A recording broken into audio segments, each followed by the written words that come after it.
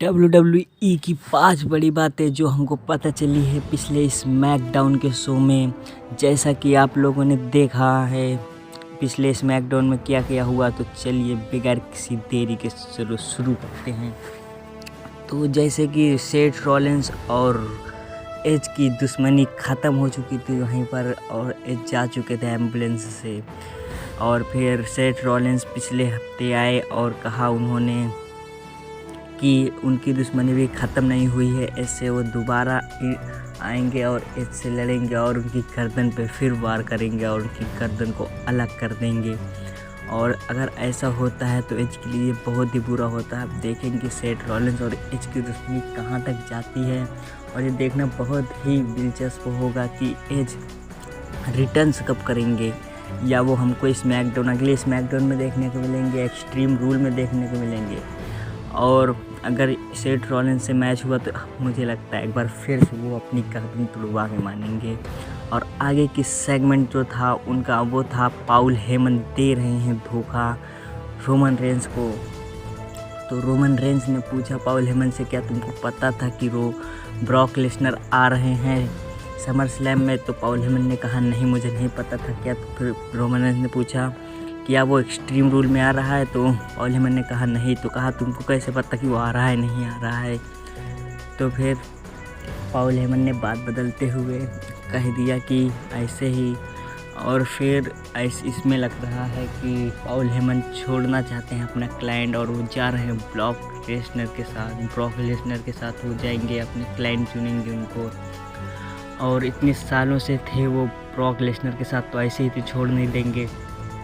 और तीसरी story line ये थी कि नाओमी और सोनिया डेविल के बीच जो हुई बहस, उस बहस में हमको ये पता चला कि सोनिया डेविल का जो इन रिंग रिटर्न्स हो सकता है वो हो सकता है नाओमी के खिलाफ। ये बहुत ही दिलचस्प होगा कि नाओमी के खिलाफ सोनिया डेविल जो इतनी समय मैनेजर बनी हैं WWE की, वो इन रिंग रिटर्न्स करेंगी नाओमी के खिलाफ।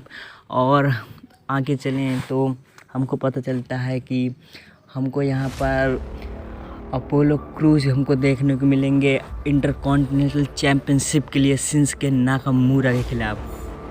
जैसे कि पिछले मैच में रिक बुक्स ने मैच जीत लिया, तो फिर अपोलो क्रूज ने उनके ऊपर हमला कर दिया शिंसुके नाकामुरा के ऊपर, और उनको बहुत ही बुरी हालत में डाल दिया। और इसी से पता चलता है कि वो जा रहे हैं इंटरकॉन्टिनेंटल चैम्पियनशिप के लिए। शायद ये मैच हमको एक्सट्रीम रूल में देखने को मिल जाए। और आगे की स्टोरी लाइन की तरफ बढ़ें तो वो थी रोमन रेंस, पॉल हेमन और बिगी पॉल हेमन के पीछे आकर उनको डरा दिया और कहा कि मैं सर्वाइवर सीरीज़ में तुम्हारे क्लाइंट का इंतज़ार कर रहा हूँ, और वो चाहे ब्रॉक लेसनर हो या रोमन रेंस हो, मैं उन्हीं से लड़ूंगा। और ये अब तुम पर डिपेंड करता है कि तुम किसके साथ रहते हो। अगर रोमन रेंस एक्सट्रीम रूल में जीतते हैं तो ब्रॉक लेसनर से लड़ेंगे, अगर वो हार जाते हैं तो डीमन किंग लड़ेंगे ब्रॉक लेसनर से। और देखना दिलचस्प होगा कि बिगी का मुकाबला किससे होगा।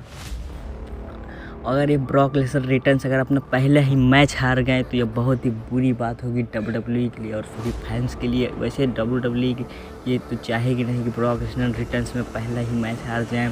तो ऐसे ही जानकारी के लिए सब्सक्राइब कर दीजिए हमारा चैनल, लाइक एंड शेयर।